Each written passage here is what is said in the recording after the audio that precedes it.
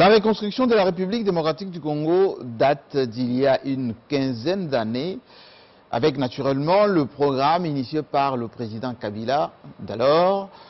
Avec déjà ce premier partenariat avec la Chine, il a été mis en place l'agence congolaise des grands travaux. Que fait justement cette agence? Comment s'articulent les différents programmes? Quel bilan peut-on tirer aujourd'hui de cette agence? Depuis, les animateurs de cette agence ont-ils l'ambition de continuer cette reconstruction de la RDC?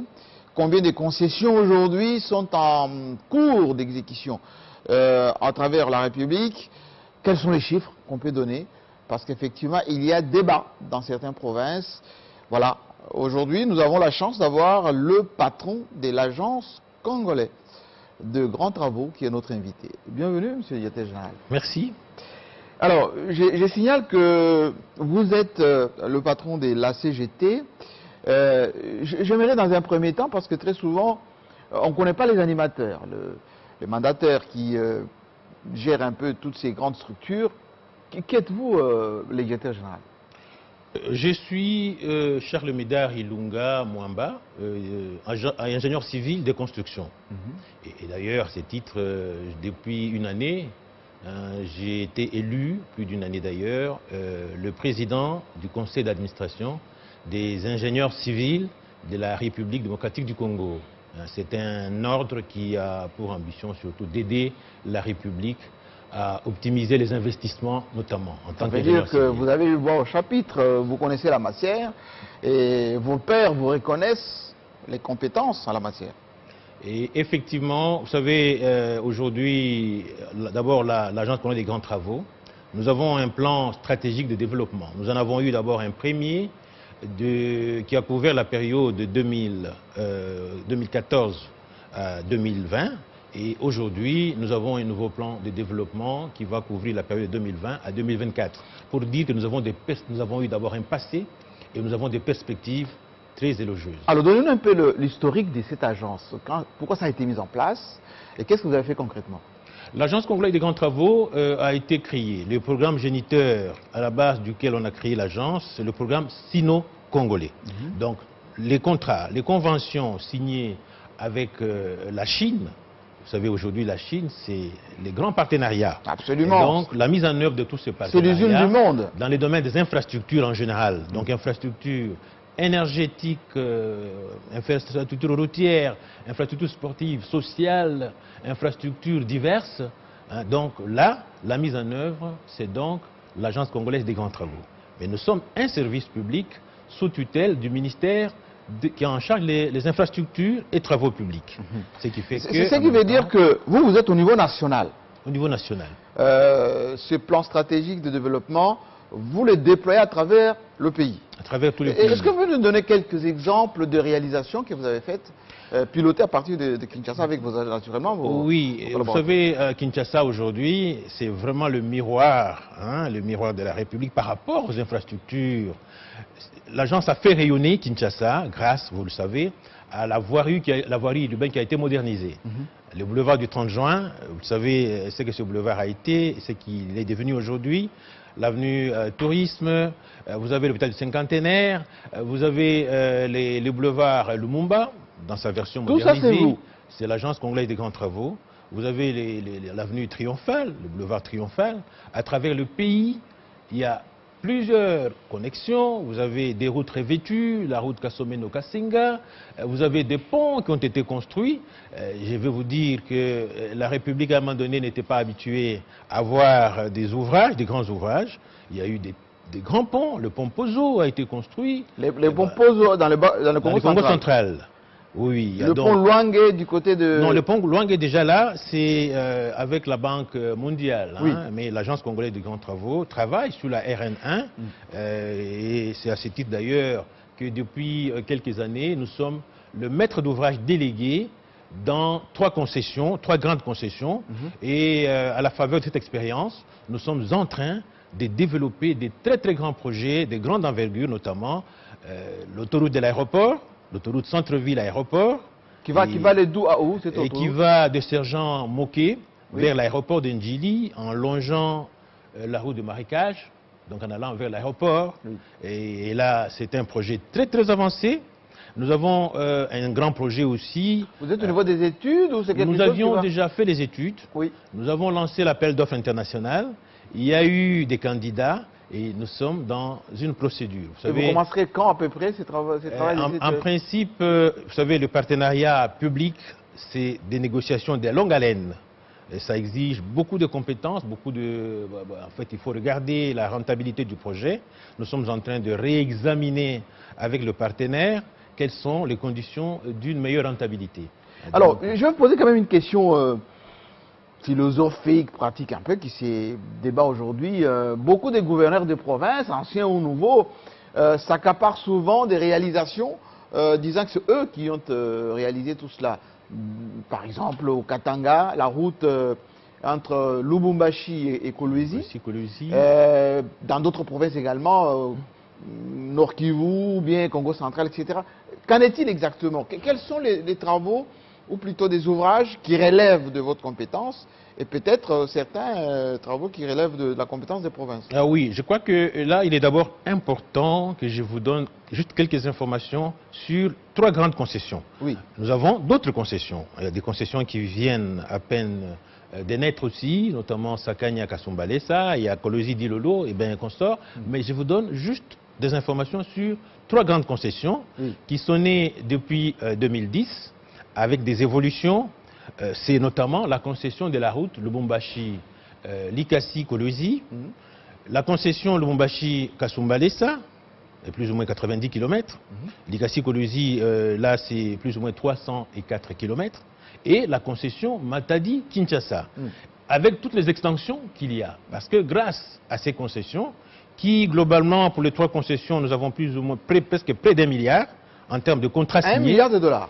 En termes de contrats signés, presque 1 milliard. Mais le volume d'activités développées dépasse 1 milliard de dollars, dont on parle généralement très peu. Ben, la preuve, et c'est peut-être l'occasion justement de vous dire que dans les provinces concernées par les concessions dont je viens de parler, il s'exécute chaque année d'importants ouvrages, d'importants travaux. Et même quand vous voyez les rayonnements de beaucoup de provinces en termes de voirie urbaine, c'est vraiment les réalisations des concessions. Donc ce sont les routes à péage. Les péages ont été mis en place depuis 2015.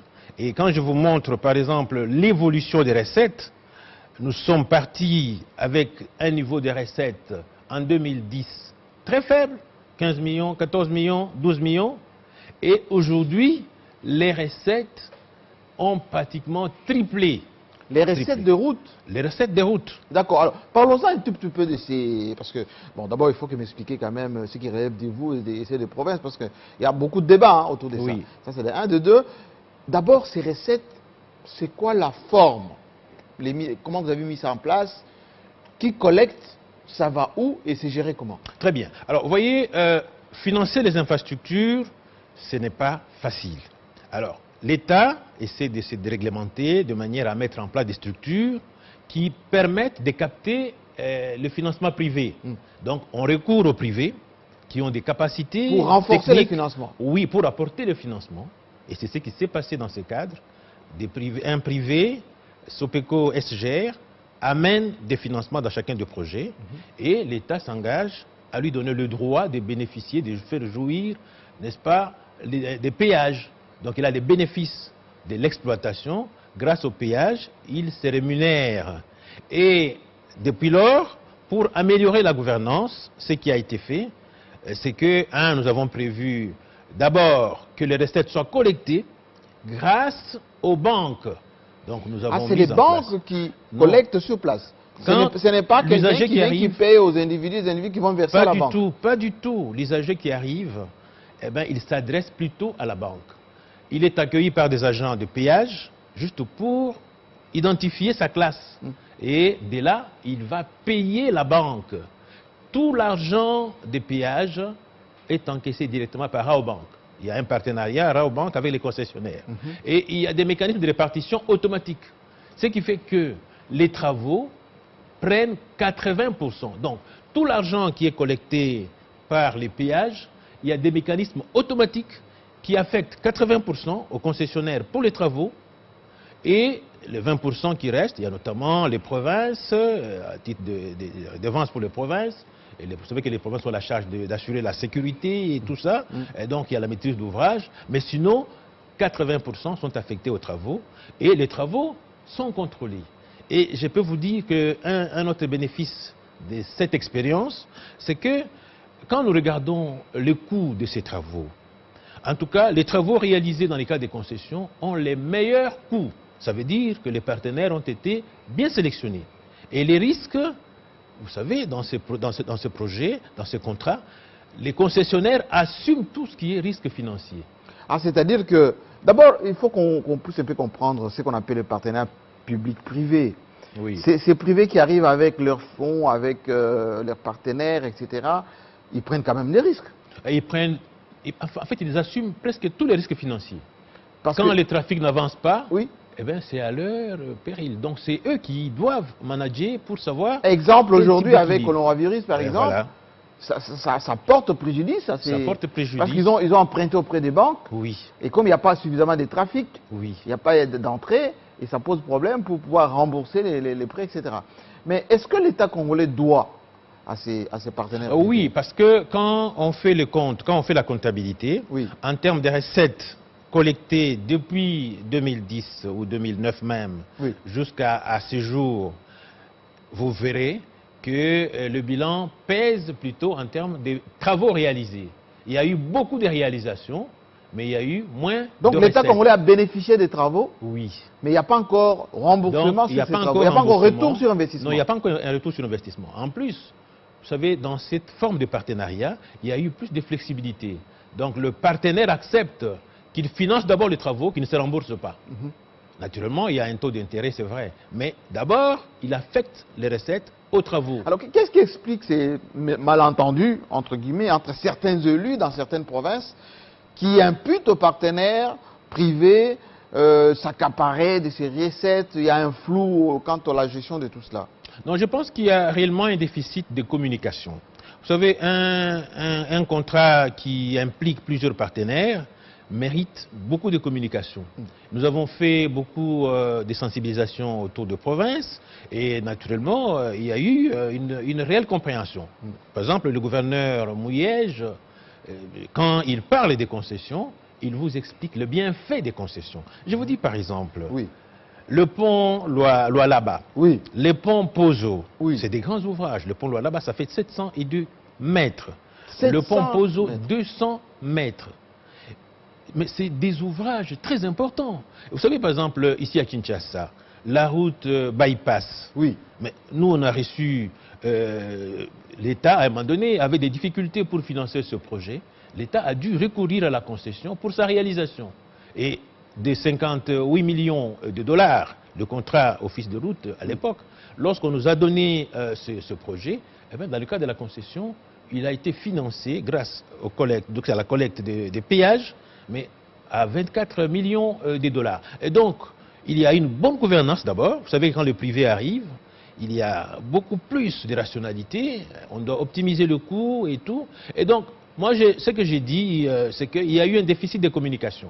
C'est un problème Un déficit de communication. Oui. Parce que depuis 2015, par exemple, nous diffusons chaque année sur le site web, nous diffusons les recettes réalisées par la concession. Ah, il y a quand même la transparence dans les recettes. Il y a de la transparence, de la même manière que je vous dis, Oui. que les recettes d'abord sont collectées par les banques. Donc aujourd'hui, s'il y a un Donc audit, on peut avoir la traçabilité au niveau des la rentrées au niveau des traçabilité. banques. Et aussi, pour vous dire que des mois en mois, les recettes ne font que monter. Ça veut dire qu'il y a une gouvernance.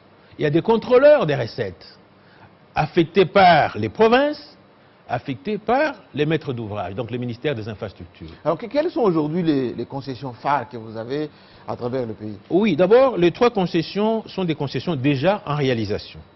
Hein, donc, les 3 grandes concessions en réalisation qui font à peu près 1 milliard de dollars de contrats. Mais au-delà de ces concessions, nous avons aussi une nouvelle concession, c'est la concession Sakania-Kasumbalé, ça qui fait 150 km. Qui a déjà commencé ou qui... Qui est déjà en train de commencer déjà, Oui. parce que le contrat a déjà été signé. Il y a la concession Kasomeno-Lumbashi-Kasomeno, qui date de 2013 pratiquement, et qui peut commencer les travaux à partir peut-être du mois d'août. Donc c'est une grande concession de plus ou moins 220 000. Je vais mettre un peu à la place des usagers. On vous reproche très souvent de faire des ouvrages. On dit les Chinois, ça ne dure pas longtemps. Avec l'épaisseur un peu moindre, il suffit qu'il y ait un peu d'eau qui passe et puis après on doit tout recommencer. Est-ce que cette critique, vous la prenez au sérieux? Non, d'abord je vais vous dire que nous sommes, l'Agence coloniale des grands travaux, nous sommes en train de nous positionner comme un grand bureau d'ingénierie. Et nous sommes équipés, nous avons des équipements des dernières générations. Oui. En Afrique par exemple, nous avons les déflectomètres à masse tombante, qui est un équipement en Afrique. Nous sommes, je pense, nous sommes à 2 à pouvoir le posséder, qui nous permet de faire les diagnostics très rapidement. Les études de sol, la profondeur, la qualité de matériaux. C'est-à-dire que nous savons, à Kinshasa nous l'avons fait, nous avons fait un diagnostic de la voirie de Kinshasa pour savoir dire que faut-il faire en termes d'intervention. Oui. C'est-à-dire nous savons dire que cette route va durer encore 4 ans, cette route va durer encore 10 ans. Donc nous savons mesurer la portance de la route, nous savons mesurer l'uni de la route, le confort que la route donne au passage. Donc nous avons des équipements. Et en plus, nous nous sommes engagés dans la certification ISO. Donc nous sommes appelés même à internationaliser nos prestations. On nous appelle pour faire des prestations. Ah bon? En Afrique.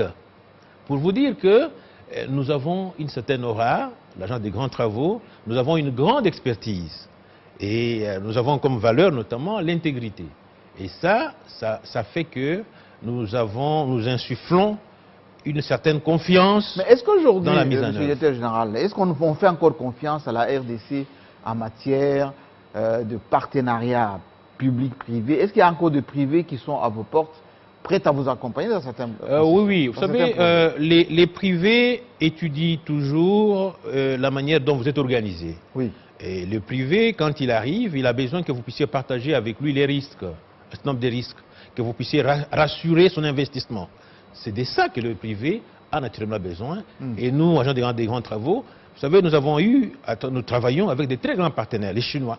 À travers le monde, aujourd'hui, dans les domaines des infrastructures, les Chinois sont au top. Vous allez aux États-Unis, vous verrez que les infrastructures n'avancent pas à la même vitesse qu'en Chine. Les meilleures infrastructures au monde aujourd'hui, les meilleurs ouvrages au monde aujourd'hui, eh bien c'est en Chine. Est-ce que nous avons encore les bonnes relations avec la Chine? En vérité, nous avons encore de bonnes relations avec la Chine. Parce qu'on nous dit que dans la concession avec la Chine, il y a eu de moyens disponibilisés. Cet argent est encore disponible. D'ailleurs, aux dernières nouvelles, ces documents étaient sur le bureau du président pour qu'il puisse accorder, promulguer pour qu'on puisse avoir cette concession. Est-ce que les Chinois nous prêtent encore confiance pour qu'on puisse faire des choses, depuis les 5 chantiers jusqu'à aujourd'hui? Est-ce qu'ils sont encore disponibles pour travailler avec nous? Les Chinois sont toujours disposés. Ce sont les plus grands partenaires que nous avons. Oui. Toutes les concessions, ce sont des partenaires chinois. Toutes les concessions, du moins jusqu'ici. Kolosi, Dilolo, tous les partenaires, ce sont des Chinois. Et bien donc, nous avons tout intérêt nous gagnons à collaborer avec à raffermir les cette Chinois, confiance. à raffermir cette confiance avec les Chinois. Et les Congolais dans tout ça, vous êtes justement le numéro 1 des ingénieurs congolais. On a dit à un moment donné qu'on n'associe pas beaucoup l'ingénierat congolais, les experts congolais pour qu'ils puissent participer à la reconstruction de leur pays. Est-ce que vous qui êtes le patron des grands travaux, quel est comment dire, quote-part ou le nombre, le pourcentage des Congolais qui intègrent cette agence? Oui, je crois que de manière générale aujourd'hui c'est un souci. La sous-traitance. Et vous savez qu'il y a eu même une loi qui consacre la sous-traitance. Oui. Et dans les programmes sino-congolais, également c'est noté. C'est que dans tout le projet, il faut garantir la sous-traitance de la PME congolaise. Donc c'est garanti, c'est assuré. Et est-ce qu'il y a des sociétés congolaises qui sont capables d'être des sous-traitants crédibles? Oui, je crois que là vous soulevez un problème réel de crédibilité. Oui. Et là, nous avons tout à gagner en créant les meilleures conditions de crédibilité. Il faudra aussi que les banques puissent faciliter l'accès, n'est-ce pas, ce qu'on appelle la surface financière conséquente. Parce voilà. qu'aujourd'hui, monsieur le directeur général, qu'on se le dise, les débats qu'on a aujourd'hui, on ouvre une petite parenthèse avec ce procès de 100 jours, c'est qu'on voit un expatrié qui consomme les fonds publics alors qu'on pouvait trouver une société congolaise hein, avec des engins, avec notamment la capacité financière d'importer ces équipements pour le pays. Est-ce que Oui. c'est un souci pour vous, Congolais? Oui, c'est réellement un souci, mais nous devons savoir en attendant que l'industrie des constructions dans notre pays est encore très faible. Balbutiante. Oui, ça veut donc dire qu'aujourd'hui, si on lance un marché, eh ben, vous avez la chance de rencontrer les Plus meilleurs, les étrangers plus que les grands, Congolais. c'est plus les étrangers Qu'est-ce que les qu'il faut aux Congolais. Congolais? Ce qu'il faut, c'est justement cette sous-traitance, il faut la mettre en pratique. Dans tous les marchés, il faudrait absolument que les Congolais travaillent d'abord en partenariat. Avec les étrangers. Avec les étrangers. Ok. Pour pouvoir gagner en expertise et en même temps aussi En crédibilité en financière. crédibilité financière. Oui. Et c'est comme ça que de ces partenariats, on aura des PME beaucoup plus stables. Et il faut travailler pour ça. Et aussi, ce que je peux vous donner une information, depuis le 13 décembre 2018, il y a une loi qui a été promulguée qui consacre la protection des investissements par l'ordre des ingénieurs civils. En fait, c'est une bonne réforme de l'État. Il faut avancer. Il y a eu encore toujours en décembre, je crois que c'est presque à la même date, il y a eu une création d'un ordre des architectes. Donc ça veut dire que les Congolais, de plus en plus, on leur donne droit au chapitre pour que tout investissement dans ce pays passe d'abord par une non-objection des Congolais, l'expertise congolaise. Vous ne venez pas investir en RDC, quelle que soit la hauteur. Il y a l'œil congolais sur ce que vous amenez. Sur ce que vous amenez. Donc alors, ça, c'est important. Voilà, on tend vers la fin de l'émission, mais je verrai entrer un peu dans le secret de votre agence. Qu'est-ce qui fait que l'agence des grands travaux est réputée sérieuse, n'est pas dans les méandres de la justice, on ne vous entend pas, Ilunga Mamba, inquiété par la justice, etc. C'est quoi votre secret, vous? En fait, nous avons compris les principes d'une gestion. Vous savez, il faut mettre en place une organisation crédible. Et puis, nous avons besoin d'être une structure pérenne, stable. Une structure qui attire les investisseurs pour les comptes de l'État. Donc nous avons tout intérêt et vous n'avez pas tripatouillé dans... Nous nous bâtissons sur tout des ce qu'on valeurs. reproche aujourd'hui. Oui. Vous savez, une des grandes valeurs, et vous allez peut-être vérifier que nous avons à l'agence, c'est cette intégrité dont je vous ai parlé. Dans les différents projets que nous avons, eh bien, vous verrez des partenaires se plaindre, surtout des partenaires qui travaillent avec nous et d'autres pays étrangers, ils se plaignent par contre d'autres pays étrangers. De quoi? Et non du Congolais. Non, c'est-à-dire la manière dont d'autres pays étrangers collaborent dans les projets que nous avons en commun. C'est-à-dire, à l'étranger, il y a plus de flexibilité. Plus de flexibilité, et chez nous, il y a beaucoup plus de procédures. Il y a plus de procédures, plus de rigueur, parce qu'il y a quand même une vision. Vous savez, le plus important, il faudrait bâtir sur une vision. La vision, c'est quoi? Nous voulons être une agence des grands travaux, pérenne, une agence au profit de la République. Pas des individus. Pas des individus. Et donc, quand je vous dis que nous avons un plan stratégique, c'est des choses rares dans les entreprises. Vous ne voyez pas des entreprises qui travaillent avec une visibilité au-delà des 5 ans. Eh bien, nous sommes sortis d'un plan des 5 ans et aujourd'hui, nous engageons un autre plan des 5 ans. Alors, la reconstruction du pays initiée par Joseph Kabila avec les 5 chantiers, c'est d'où la création de cette agence des grands travaux. Le président Tshisekedi est arrivé aussi avec des ambitions de grands travaux, etc. Est-ce qu'il y a une continuité dans la manière de programmer des choses? Une grande continuité, sincèrement. Moi, j'apprécie, je sens une grande continuité.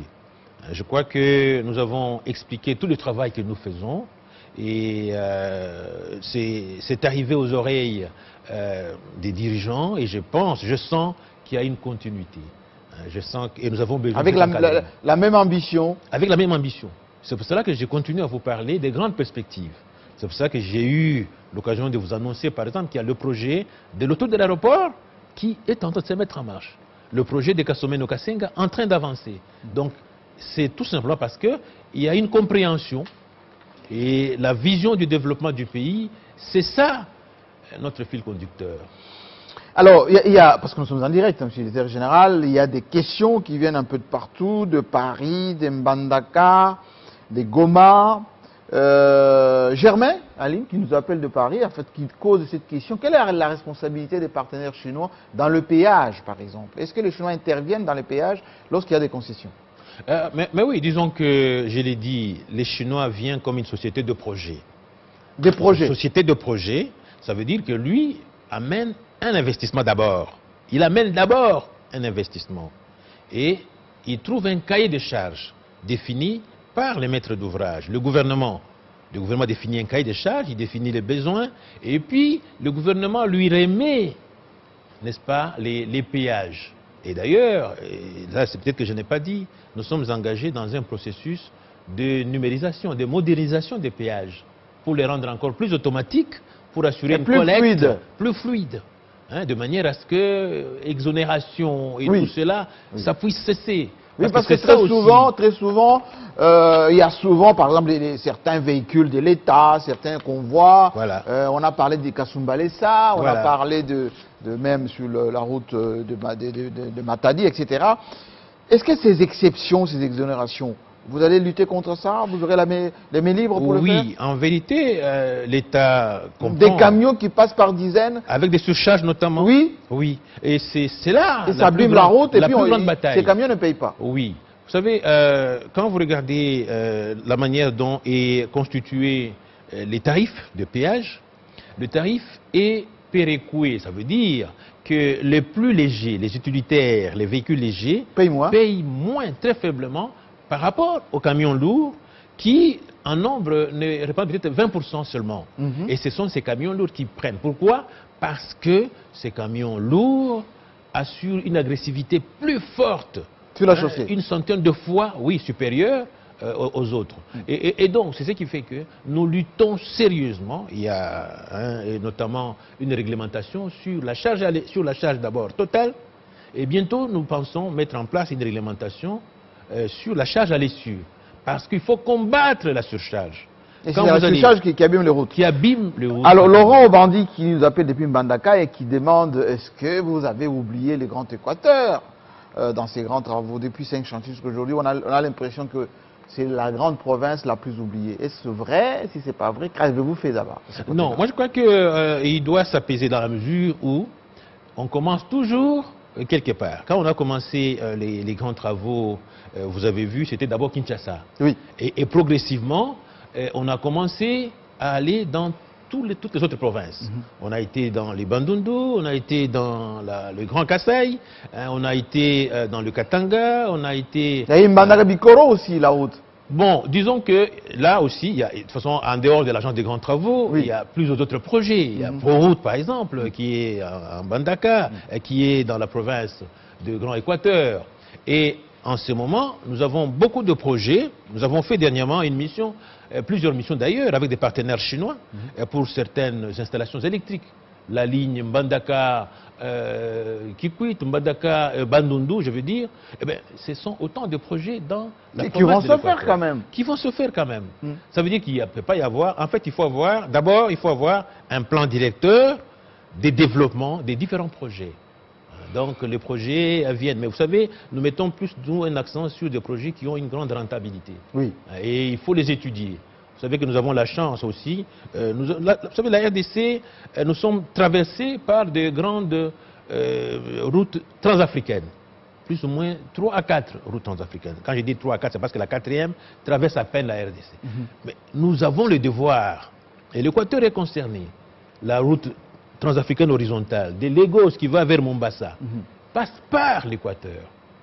Alors, question de Charles Massiré qui est de Goma, qui veut savoir quelles sont la part des Chinois dans ces travaux, quelle est la part des Congolais? Est-ce qu'en termes de répartition des pourcentages, l'État congolais en tant qu'État réalise combien et les partenaires chinois nous aident à quelle hauteur? Je crois que si vous prenez le programme sino-congolais, il faut dire que c'est l'État congolais qui assure le financement. Parce que les Chinois ont reçu mandat tout simplement d'amener donc le premier financement. Ils ont amené le premier financement, mais ils ont mis en place en même temps la plus grande usine que nous avons moderne, la Sicomine, la production des minéraux dans les Katanga, la Sicomine. Oui. C'est cette usine qui garantit le remboursement. Donc en réalité, ça veut dire c'est l'État congolais. Est-ce que ça continue encore? Parce que les Congolais se posent la question, mais est-ce que ça continue? Mais c'est la plus grande usine aujourd'hui, l'usine moderne. Ah oui, c'est la plus grande, c'est une usine moderne. Et ça produit? Et ça produit, ça commercialise. Et de plus en plus, il y a déjà des remboursements qui ont commencé. Donc déjà les intérêts ont commencé à diminuer. Donc c'est une usine qui est réellement Alors, en monsieur train le de directeur, produire. avec le coronavirus aujourd'hui, la pandémie, est-ce que tous les travaux que vous avez initiés, ça a été freiné, ça va continuer? Quelle est la stratégie que vous avez mise en place pour faire répartir un peu tout cela? Maintenant qu'on est vers le confinement et qu'on va terminer, enfin le déconfinement, on est en train de terminer un peu tout ça. Oui, déjà par exemple dans le cas des concessions, tous les travaux n'ont pas été arrêtés. Hein, vous savez, nous avons beaucoup de C'était pas travaux. arrêté? Ah, non, pas du Certains tout. continuaient. La plupart des travaux ont continué. Il y a eu certaines difficultés, Parce certains qu'on voit là, partenaires. sur les chantiers, hein, les ouvriers Eh ben, sont masqués là. Voilà. Ça veut dire qu'ils portent le masque et puis Ils ils portent le continuent masque et le ils travail. travaillent. En ce moment, il y a d'importants travaux en train de se réaliser sur la route Lubumbashi-Kasumbalesa, Lubumbashi-Kolwezi, la route Matadi-Kinshasa, Boma-Mwanda. Donc, c'est pour vous dire, malgré la pandémie, sur Boma-Mwanda, les travaux ont repris, et même Boma-Matadi. Les travaux sont en train de reprendre dans 3 jours. Vous savez, on avait déjà pour commencer l'asphaltage de Boma-Matadi. Et nous avons déjà Mais franchi cette presque la route-là vous pose moitié. des problèmes sérieux. Souvent Non. vous faites et puis quelques temps après on recommence. Pas du tout. Pas du tout. Vous avez trouvé des secrets pour Boma Mwanda par exemple? Boma Mwanda, Matadi Boma, c'est Oui. la même stratégie. Mais j'aime vous Beaucoup de dire. sable et tout ça, Ah ça oui, abîme hein. la route à chaque fois. Ah non, ça dit que Boma Mwanda, par exemple, c'est la modernisation que nous sommes en train de faire. Et nous avons déjà 50 km sur les 111. Déjà. Asphalté? Non, déjà là. En terre? Ça dit que déjà en monocouche, non. Déjà en train d'attendre tout simplement la petite couche de roulement. Ah Ça oui? dit- Ah oui, ça dit qu'en train d'attendre la Ça, petite vous avez phase. préparé la chaussée, tout La est- chaussée, la couche de base déjà traitée, et même le monocouche, donc vous pouvez rouler à 140, 150 km à l'heure, sans problème. sans problème. Et nous avons engagé là-bas, il y a 2 partenaires importants qui travaillent de manière à pouvoir aller vite. Mais c'était un investissement, c'est plus ou moins 76 millions de dollars.